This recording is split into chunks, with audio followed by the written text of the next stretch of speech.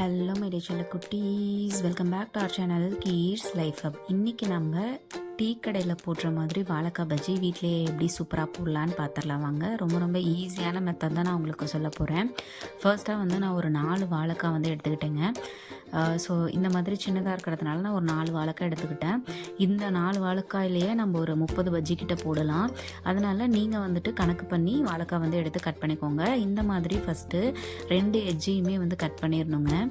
Cut பண்ணிவிட்டு ஒரு side நீங்கள் பார்த்தீங்கன்னா எப்பயுமே தட்டையாக இருக்கும். அதாவது ஒரு சைடில் பார்த்தீங்கன்னா ஃபுல்லாகவுமே தட்டையாக இருக்கும், எதுவும் மேடு பள்ளம் இல்லாமல். ஸோ அந்த சைடை இந்த மாதிரி சீவிக்கோங்க. ஒரு சைடு மட்டும் இந்த மாதிரி சீவினா போதும். இந்த மாதிரி நான் எல்லா வாழைக்காயுமே 2 சைடும் கட் பண்ணிவிட்டு ஒரு சைடு மட்டும் சீவி எடுத்துக்கிறேன். இப்படி நம்ம சீவும் போது வாழைக்காய் எல்லாமே ஒரே ஷேப்பில் சீவ முடியுங்க. அதுக்காக தான் இந்த மாதிரி ஒரு சைடு மட்டும் நம்ம சீவுறோம். நான் சொன்ன மாதிரியே எல்லா வாழைக்காயுமே அந்த மாதிரி ஒரு சைடு மட்டும் சீவி எடுத்துட்டு அதுக்கப்புறமா எங்கள் வீட்டில் சீவுறதுக்குனே தனியாக ஒரு கட்டை இருக்குங்க. இந்த மாதிரி உட்டனில் கிடைக்குது, கிடைச்சா வாங்கிக்கோங்க. அதில் நான் கொஞ்சம் அழுத்தி இந்த மாதிரி சீவி எடுத்துக்கிட்டேன். ஆனால் நீங்கள் சீவும் போது ரொம்ப கேர்ஃபுல்லாக சீவணுங்க. கொஞ்சம் மிஸ் ஆனாலும் கையில் நம்மளுக்கு காயம் பண்ணிடும்.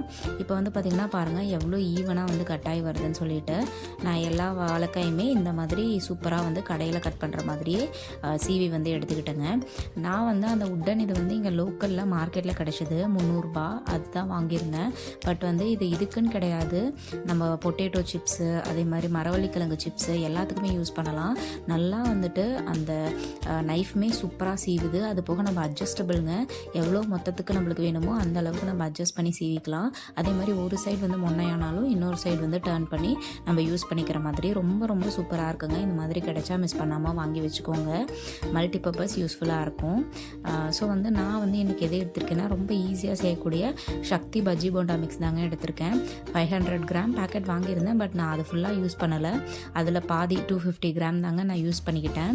அதுலேயே எவ்வளோ நம்ம கலக்கணும், தண்ணி எவ்வளோ கலக்கணும் எல்லாமே கொடுத்துருப்பாங்க. பட் நம்ம யூஸ்வலாக அதெல்லாம் படித்து எந்த விஷயமே செய்கிறதில்ல இல்லைங்களா. அதனால நான் அளவு மட்டும் ஒரு ஸ்கேலில் வச்சு ஒரு 250 கிராம் மட்டும் எடுத்துக்கிட்டேங்க. பட் தண்ணி நானாக தான் ஊற்றிக்கிட்டேன். அவங்க மென்ஷன் பண்ணியிருக்கிறது I think 150 ml water use பண்ணால் போதும்னு நினைக்கிறேன்.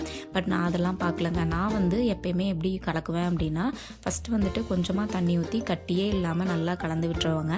அப்படியே கொஞ்சம் கொஞ்சமாக தண்ணி ஆட் பண்ணி கொஞ்சம் கூட கட்டி இல்லாமல் நல்லா ஃபைனாக அப்படியே கையில் இப்படி எடுத்து ஊற்றணுன்னா தோசை மாவெல்லாம் எப்படி இருக்கும் அந்த மாதிரி கொஞ்சம் கூட கட்டி இல்லாமல் கலந்துக்குவேங்க.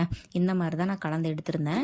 இதோட பக்குவம் நீங்கள் எப்படி கண்டுபிடிக்கலாம் அப்படின்னா வாழைக்காயை இதில் டிப் பண்ணி எடுக்கும்போது வாழைக்காயில் ரொம்ப சொதன்னு ஒட்டிட்டு வலியாமல் ஒரு மாதிரி மொத்தலாக ஒட்டிகிட்டு இருக்கக்கூடாதுங்க. நம்ம வாழைக்காயை போட்டு எடுக்கும்போது அப்படியே மெல்லிசாக வடிஞ்சு வரணும். இப்போ நான் காமிக்கிறேன் உங்களுக்கு. இப்போ நம்ம அந்த சமயத்தில் வடசட்டியில் நான் எப்பயுமே கிரவுண்ட்நட் ஆயில் தாங்க யூஸ் பண்ணுவேன். ஏன்னா நம்ம பாம் ஆயிலாக யூஸ் பண்ணால் உடம்புக்கும் நல்லதில்லை. அதனால் நான் கடலெண்ணெயே யூஸ் பண்ணிக்குவேன்.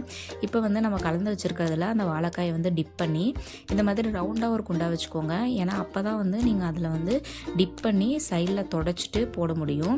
எதுக்காக நம்ம சைடில் தொடச்சிட்டு போடுறோம் அப்படின்னா அதுலேருந்து உதிரியெல்லாம் நம்மளுக்கு அதில் விழுந்து அது தனியாக தீஞ்சிட்ருக்கும். ஸோ அதை அவாய்ட் பண்ணும் அப்படின்றதுக்காக சைடில் லைட்டாக தொடச்சிட்டு போட்டோம் அப்படின்னா நம்மளுக்கு இந்த மாதிரி பஜ்ஜி மட்டும் கிடைக்கும். சூப்பராக இப்போ பாருங்கள் எப்படி உப்பி டீ கடையில் கிடைக்கிற மாதிரியே கிடச்சிருக்குன்னுட்டு. நம்ம தேவையில்லாமல் போயிட்டு கடையில் என்னென்ன எண்ணெய் யூஸ் பண்ணுறாங்கன்னு தெரியாது. அந்த மாதிரிலாம் சாப்பிட்றதுக்கு நம்ம வீட்லேயே இந்த மாதிரி நம்மளுக்கு மனசுக்கு திருப்தியாக நல்ல எண்ணெயில் நம்ம சாப்பிட்லாம். பட் பஜ்ஜியுமே நம்ம அளவாக தாங்க சாப்பிட்ணும். என்னைக்காவது ஒரு நாள் ஆசைக்கு சாப்பிட்லாம், அடிக்கடி சாப்பிடக்கூடாது. அது உடம்புக்கு நல்லதில்லை. அதே மாதிரி கொலஸ்ட்ரால், சுகர் இருக்கவங்கெல்லாம் இதை அவாய்ட் பண்ணிக்கிறது ரொம்ப நல்லது. எப்போயாச்சும் கிரேவிங்ஸ் வரும்போது லிமிட்டடாக எடுத்துக்கலாங்க. அது ஹியூமன் நேச்சர், அதை அவாய்ட் பண்ண முடியாது. ஸோ இதுதாங்க கன்சிஸ்டன்சி. பஜ்ஜியை உள்ளே நம்ம போட்டு எடுக்கும்போது இந்த மாதிரி வலிஞ்சிட்டு வரணும். ரொம்ப கெட்டி பதமாக அதில் ஒட்டிகிட்டு இருக்கக்கூடாது. இந்த மாதிரி பஜ்ஜியில் 2 சைடுமே கோட் ஆகிற மாதிரி நல்லா டிப் பண்ணிவிட்டு சைடில் அந்த வலிகிறத தடவிட்டு நம்ம போட்டோம் அப்படின்னா சூப்பராக டீ கடையில் கிடைக்கிற பஜ்ஜியை நம்மளுக்கு வீட்லேயே கிடைக்குங்க. பஜ்ஜி எப்பயுமே எண்ணெய் ஹை ஃப்ளேமில் இருக்கும்போது போட்டுடுங்க. 5 மினிட்ஸ்லேயே சூப்பராக செவந்து வந்துடும். அதே மாதிரி நல்லா உப்பலாக வருங்க. கண்டிப்பாக ட்ரை பண்ணி பாருங்கள். செம்ம டேஸ்ட்டாகவும் இருக்கும். செஞ்சு பார்த்துட்டு எப்படி இருந்ததுன்னு சொல்லிட்டு கமெண்ட் செக்ஷன்லேயே சொல்லுங்கள். இந்த மாதிரி யூஸ்ஃபுல்லான வீடியோஸ்க்கு நம்ம சேனலுக்கு சப்ஸ்கிரைப் பண்ணிவிட்டு பக்கத்தில் இருக்கிற பெல் ஐக்கானையும் கிளிக் பண்ணிவிடுங்க. அப்போ தான் நான் போடுற வீடியோஸ் உங்களுக்கு வரும். பாருங்கள் எவ்வளோ டேஸ்டியாக ரெடி பண்ணிட்டோன்னு.